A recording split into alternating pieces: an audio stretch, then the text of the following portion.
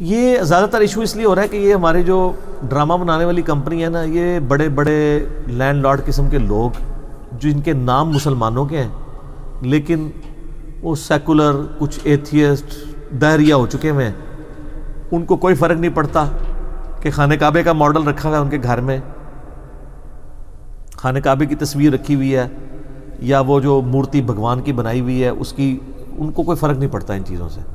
ان سے یہ مکان لیتے ہیں کرائے پہ اور وہاں پہ اپنی شوٹنگز کرتے ہیں.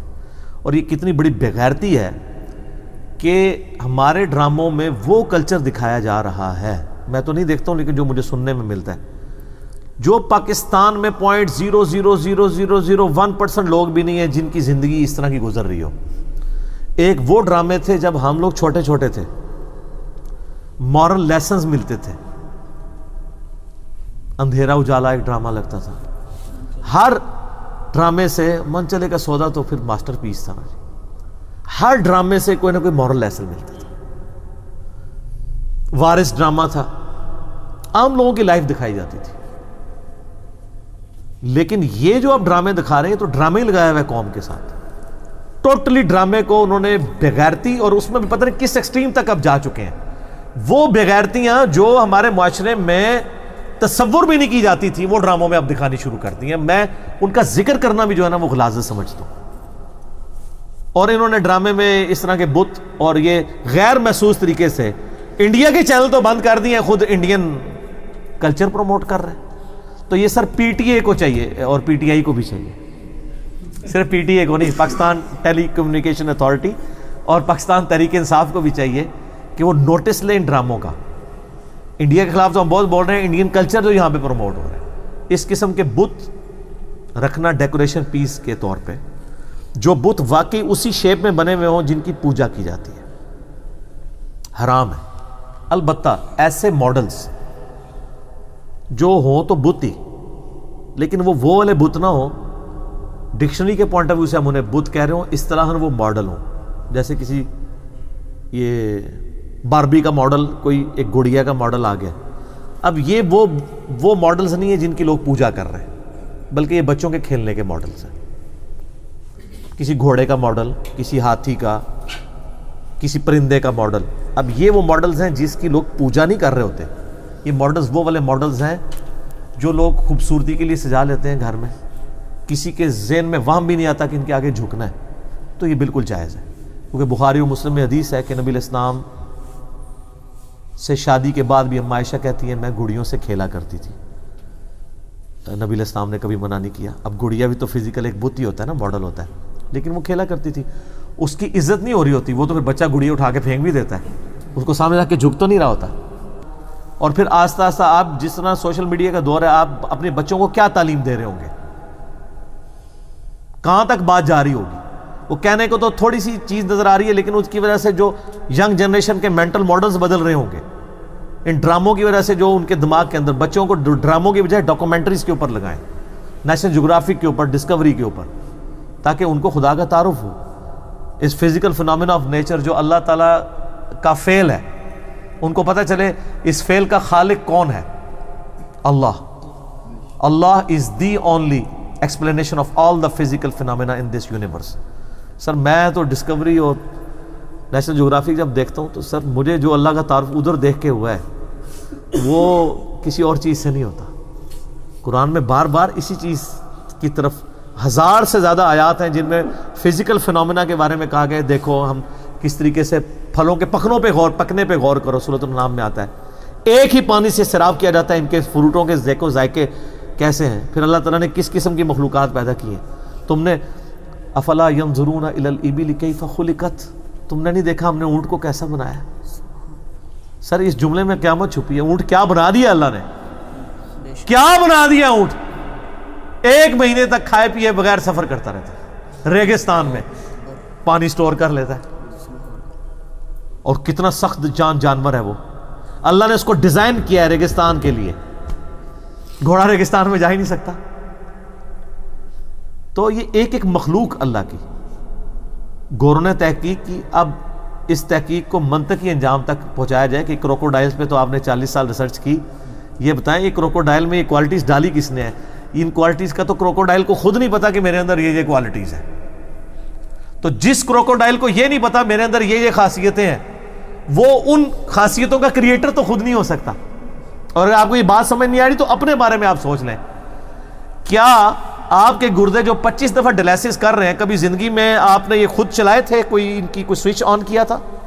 آپ کا دل روزانہ 1,00,000 دفعہ دھڑک رہا ہے اور 10,000 لیٹر خون پمپ کر رہا ہے, کبھی آپ نے یہ ہوتے ہوئے دیکھا ہے؟ اگر آپ کو سائنٹسٹ نہ بتائیں تو آپ کو یقین بھی نہ ہے کہ یہ خون سارا ہو رہا ہے.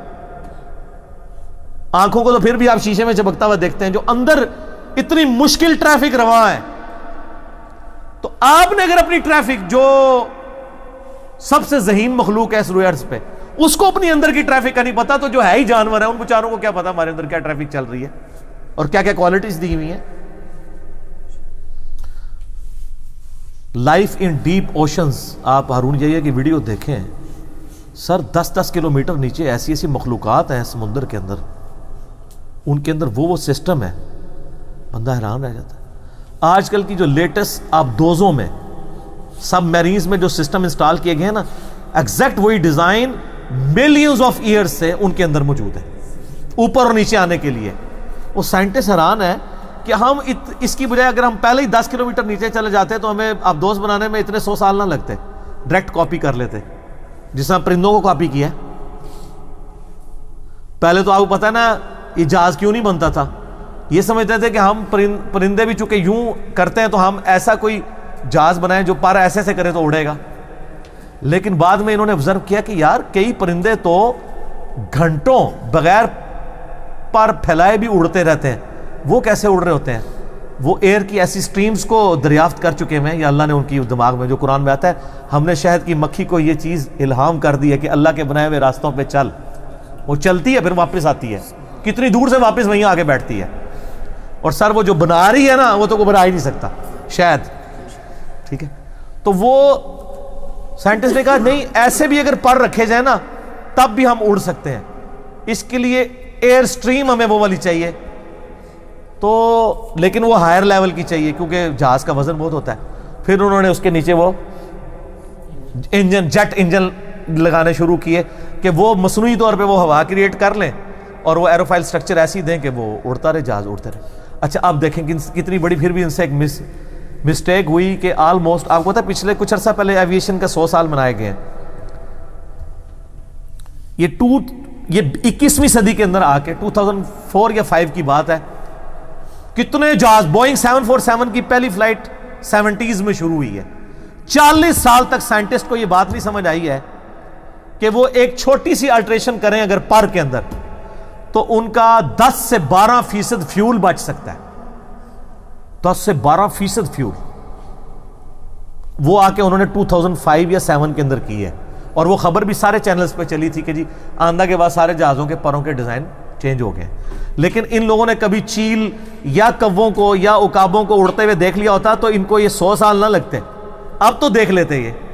وہ کیا, اب آپ دیکھیں لیٹسٹ جتنے بوئنگ کے ایئر بس کے جہاز آ رہے ہیں نا, یہ ایئر بس A380 جو دنیا میں سب سے بڑا جہاز اس وقت آیا, اس کے آپ نے پر دیکھے ہیں کہ پر اینڈ پہ جا کے یوں کیا ہوا ہے.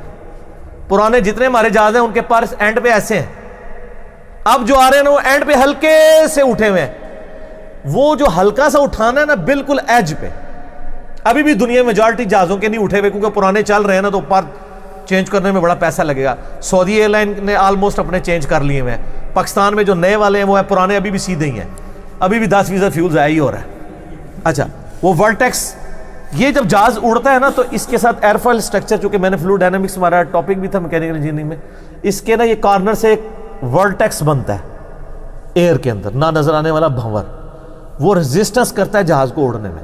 اگر تھوڑا سا پر اینڈ پہ ہلکا سا ایسے اٹھا دیا جائے وہ ورٹیکس ختم ہو جاتا ہے.